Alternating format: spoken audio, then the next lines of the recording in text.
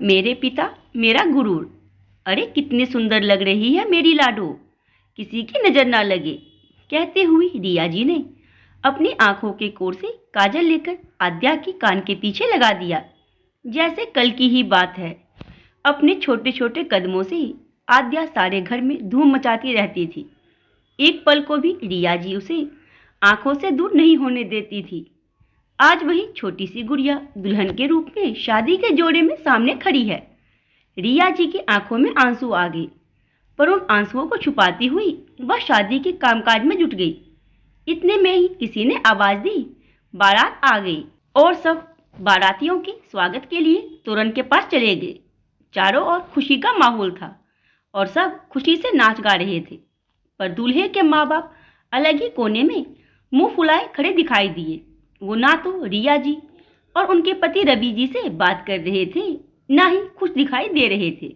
रिया जी यह सब देखकर परेशान हो गई कि यह क्या हुआ, पर लगा कि शायद यह उनका वहम है और फिर से काम में जुट गई। थोड़ी देर बाद दुल्हन को स्टेज पर बुलाने के लिए कहा गया। इधर आद्या स्टेज पर पहुंची और उधर बवाल शुरू हो गया। वही हुआ जिसका डर था। रवि जी हाथ जोड़कर लड़के के पिता के सामने खड़े थे और लड़के के पिता एक बेटे के पिता होने का गुरूर दिखा रहे थे। मुझे क्या मिल गया इस शादी में? तुमने 22 लाख बोले थे, पर 22 लगाए तो नहीं। इतनी गुदरी नहीं थी तो बोला ही क्यों था कि हम 22 लाख लगाएंगे? आद्या के पापा हाथ जोड़ते हुए बोले, समधी जी, पर हमने तो अपनी तरफ से अच्छे अच्छा इंतजाम किया है। यकीन माने हमने कोई झूठ नहीं बोला। अरे बहुत खूब समझता हूं मैं, मुझे बेवकूफ़ बनाने की कोशिश मत करो और ना ही शराफत का नाटक करो मेरे सामने। मेरे बेटे को फंसा लिया तुम लोगों ने। चाहूं तो अभी बारात वापस ले जा सकता हूं, बर के पिता ने कहा। इतने में ही ये बातें कानाफूसी होते हुए बर-वधू तक पहुंच गई। धैर्य, जिससे कि आद्या की शादी हो रही थी, यह सब बातें सुनकर बेचैन हो गया। आद्या भी एक आस लिए उसकी ओर देख रही थी कि धैर्य कुछ कहे, अपने पिता को समझाए। धैर्य उठा और अपने पिता के पास गया। आद्या को भी लगा कि अब सब ठीक हो जाएगा, पर ये क्या? पापा, यह शादी करनी है या आप बोलो तो मैं उठ जाऊं? आद्या, तुम्हारे पापा को बोलो अभी माफी मांगे। आद्या के पैरों तले जमीन खिसक गई। धैर्य का यह रूप देखकर, जिस इंसान से पिछले 3 महीने से बात कर रही है, मिल रही है, ये तो वो है ही नहीं। रवि जी हाथ जोड़े खड़े थे। क्या कमी रह गई? कपड़ा, जेवर, पैसा, गाड़ी, सब कुछ तो खुद की हैसियत से बढ़कर किया है, फिर भी कहाँ कमी रह गई, यही सोच रहे थे। तभी आद्या बोली, क्या हुआ पापा, सब ठीक है ना? आद्या ने पूछा तो रवि जी कहने लगे, सब ठीक है। अरे बेटा, तुम यहाँ क्यों आई हो? इतने में धैर्य ने कहा, कुछ ठीक नहीं है आद्या, तुम्हारे पापा ने बारात की आवभगत ठीक से नहीं की, इनसे कहो कि माफी मांगे। आद्या स्तब्ध थी ये सब सुनकर। जो पापा उसका गुरूर है, बचपन से जिन्होंने नाजों से पाला उसे, पिता कम और दोस्त ज्यादा बने उसके, आज उनके लिए अपने भाभी पति से ये शब्द आद्या को सहन नहीं हुए। पापा, आप इन ओछो लोगों की बातें क्यों सुन रहे हैं?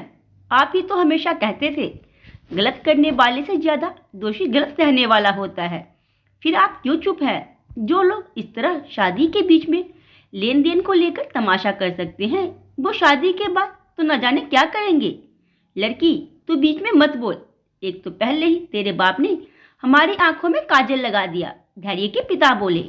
तभी तो आपकी आंखें इतनी सुंदर हो गई पापा जी। सॉरी, ना होने वाले पापा जी। आद्या चीख कर बोली, ये क्या बोल रही हो तुम? धैर्य ने टोका, जी बिल्कुल सही बोल रही हूँ। कब से देख रही हूँ मम्मी पापा आप लोगों की मनुहार में एक टांग पर खड़े हैं, फिर भी आपकी फरमाइश ही पूरी नहीं होती। कैसे भी बेटी की शादी शांति से हो जाए, वो खुशी खुशी अपने ससुराल जाए, वहां उसे प्यार और सम्मान मिले। इसके लिए ना जाने कितने माता पिता अपने स्वाभिमान और सम्मान को तार तार होने देते हैं, और आप जैसे लड़के वाले इसे अपना गुरूर समझते हैं। कब से मेरे पापा बिना किसी गलती के हाथ जोड़े आपसे माफी मांगे जा रहे हैं? क्यों? कहाँ ऑफिस में सब मेरे पापा के आगे पीछे सर कहते घूमते हैं। अपने आत्मसम्मान के लिए जिन्होंने मुझे लड़ना सिखाया, आज वही खुद का अपमान करवा रहे हैं। मैं पूछती हूँ क्यों? क्योंकि वो एक बेटी के बाप हैं। इस समाज की सोच कब बदलेगी? बेटी के माँ बाप होने का मतलब ये है कि उन्हें अपमान का घूंट पीना होगा? अगर हाँ, तो मुझे ये मंजूर नहीं। मेरे पापा मेरा गुरूर है और उनका अपमान मैं कभी बर्दाश्त नहीं कर सकती। मैं यह शादी नहीं कर सकती। अरे, ये लड़की तो इतनी तेज है, देखो कैसे कैंची के जैसे जुबान चलती है इसकी। कोई लिहाज शर्म सिखाई नहीं इसको। अच्छा हुआ जो हम बच गए, वरना तो ना जाने ये क्या करती। धैर्य की माँ ने कहा। जी बचे तो हम हैं, वरना आप जैसे लालचियों के यहाँ ही बहुएं रसोई में जलकर मरती है और बाकी आजकल तेज बनना पड़ता है, वरना आप जैसे निर्लज दहेज लोभियों के यहाँ आग की बेदी पर तपना पड़ता है। मैं भाग्यशाली हूँ कि मेरे पिता ने मुझे रोटी बनाना ही नहीं, कमाना भी सिखाया है।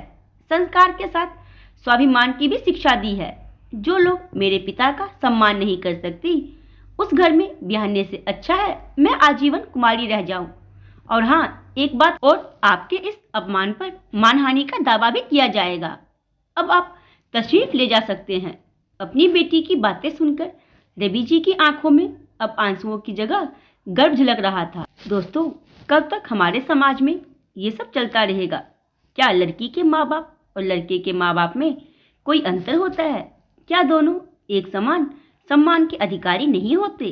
तो क्यों हमारा ये समाज लड़की वालों को ही हमेशा झुकाना चाहता है? तो आज की कहानी के बारे में आप लोग अपने में जरूर दें। अगर पसंद आई हो तो वीडियो को लाइक, सब्सक्राइब और वीडियो शेयर करना ना भूलें।